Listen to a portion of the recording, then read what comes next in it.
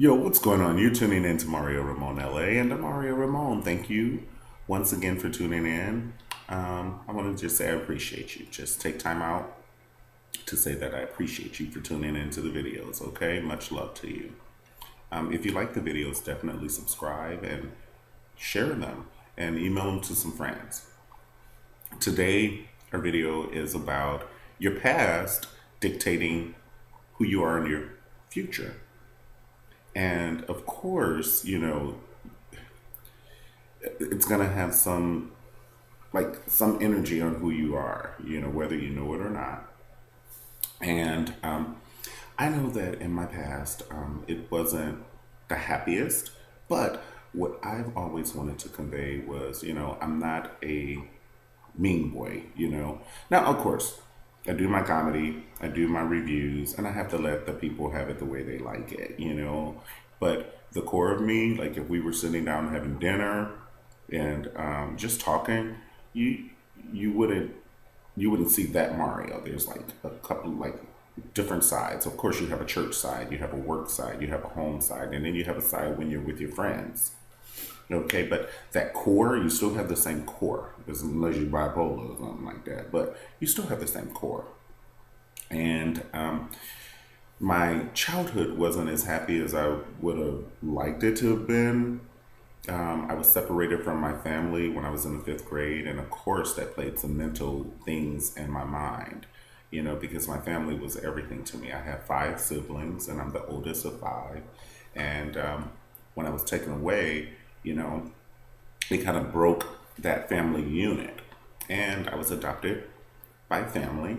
And I just remember my first year being adopted by family, I just wanted to be invisible. They had their own thing going on. It was a family, and I had, my new family. I had an older brother and two older sisters. And when you're in the fifth grade, you're just working things out in your mind already. And given the past that I had, there was an abusive man that my mom dated. Now, I'm not holding a grudge with either one of them. I don't hold on to that, and I'm not hating.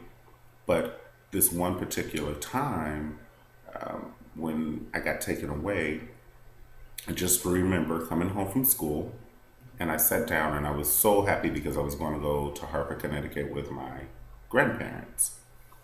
So I came home and I called my grandparents, and once you're in school, that's all you can think about. Or it's like the night before Christmas, you're like, oh my God, would did Santa leave me? Not even knowing it's your parents working on hard, but I'm not gonna mess up nobody's Christmas. But give the credit to the right people. But I was in school and I just couldn't wait to get home and call my grandparents and everything. Like, oh, we're gonna go take a road trip. I used to love road trips, and um, at the time it was my mom's boyfriend, and he said, "Why did you leave the TV on?" And I just said, "Oh, I just got home. I didn't leave the TV on." Now, if you think I'm nice and sweet now, when I was a kid, it was like to the 10th power. Like it was like now, I wasn't a bad child. And my family will tell you it's not like I'm speaking up on this, but I wasn't a bad child. And I definitely know that I didn't deserve what I got from that person. And so he acted like he went in another room after he said, "Why did you leave the TV on?" And I didn't know, and I picked up the phone and I called my grandmother. And the next thing I know, he came around the corner and he hit me in my eye so hard that my vision was blurred. Literally, there were like stars floating to me, and I was like, "Whoa!" I didn't even know what happened. After that, like he picked me up and he slung me into another room, and I hit like a mirror. There was a glass mirror on the wall, and I hit the mirror, and I remember it cracking because I could hear it, and I had like some particles of glass in my hand. Now, like I said, I was the oldest of six. He did this in front of four of my siblings. I do remember my sister Nina just screaming. She's like, "Leave my brother alone! Leave my brother alone!" That's my baby, and they're all my babies.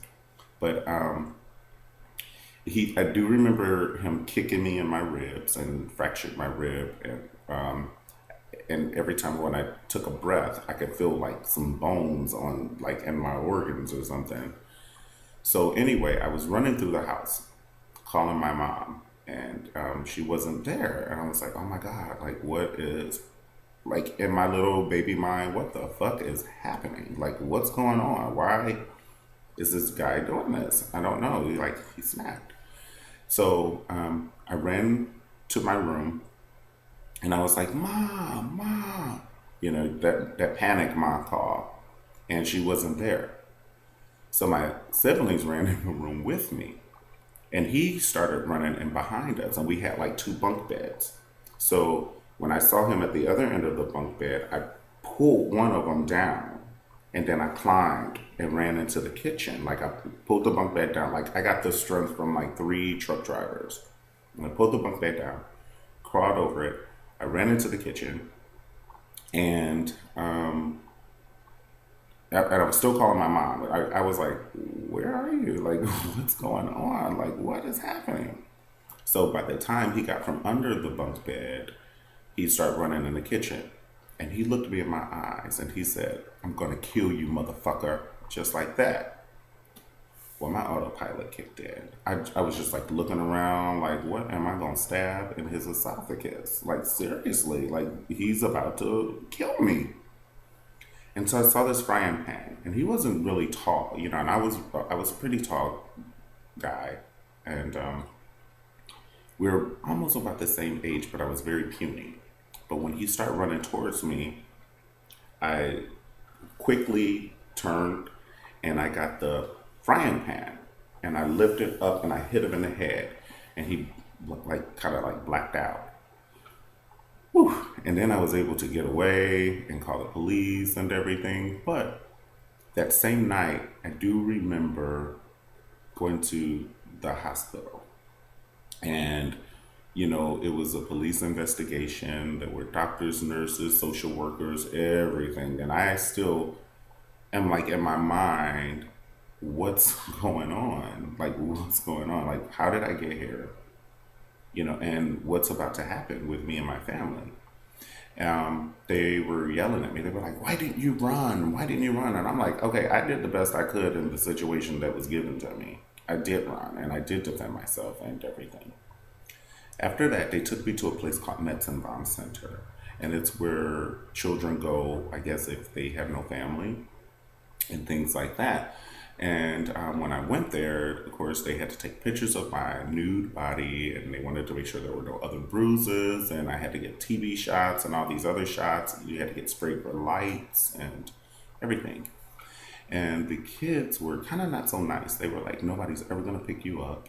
You're going to be here forever. And I'm like, what in the world is going on? So I went to my adopted family.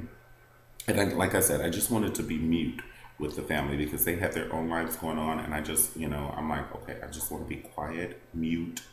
I don't, I just want to go to my room, close the door. And I thought a lot about my family. I thought a lot about what was going on, what had gone on, and everything like that. And I went from the inner city schools of Cleveland to Shaker School District, which was like Oprah and Lil Kim. That's the difference it was. And so I'm trying to fit in a new school, and none of my friends knew about this. They were just like, Mario appeared. We welcome him. He's the new guy. He has to be cool if he's here. So nobody ever knew those things that were going on in my mind, about me wanting to see my family. And there was a lot of times when I got pulled out of class because my social worker came so she could take me back downtown so I could see my siblings. We only got to see each other maybe an hour out of the month.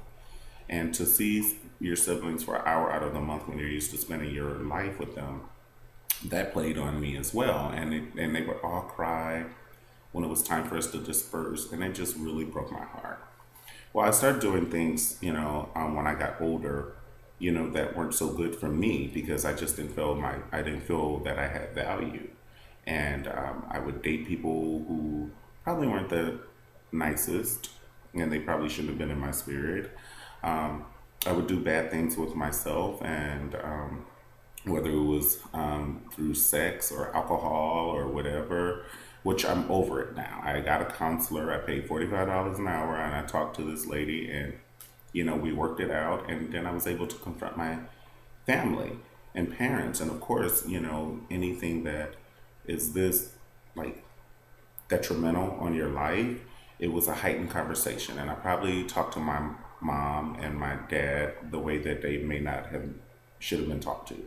You know, but I'm older now. And I don't talk to them like that. I give them the respect they deserve, and I do appreciate them, and I love them. And I understand that, sometimes they can't control situations. How could you control something if you weren't there? Not saying that they weren't present in my life, but they weren't there at that particular time. But as a kid or a child, you don't know that. You're like, you should have been there. You should have protected me. And then you kind of lash out hate or the animosity that you feel about the situation. You lash out at your parents because you feel that they were the cause of it. And that's not true. That's just not true. All right. This is a part one of a video. We'll get more into some other videos and things like that. I just wanted to put some light on the things, on topics, like I said, that we sweep under the rug. And it's not time to sweep under the rug. It's time to tell our stories, so our testimonies, so we can help other people. And then other people can see where you're coming from, your past shaping your future. And that's why I tend to be happy, because I didn't have such a happy childhood, which is okay. Those were the cards I was dealt, and so I had to play my hand. But right now, I can make a stop in my life, and I can say, hey, this is the person that I want to be. This is the person that I am. And I can stop doing bad things to myself, and I can make people stop doing the things that they did to me as well. Meaning dating people that you shouldn't be dating and let them talk to you any kind of damn way and maybe hit you and all that. I don't play that. Not anymore. You got the real deal right now. All right. Well, thank you for tuning in once again. If you like the video, definitely subscribe, and I'll see you guys next time on Mario Ramon LA. I do appreciate you for your love and support.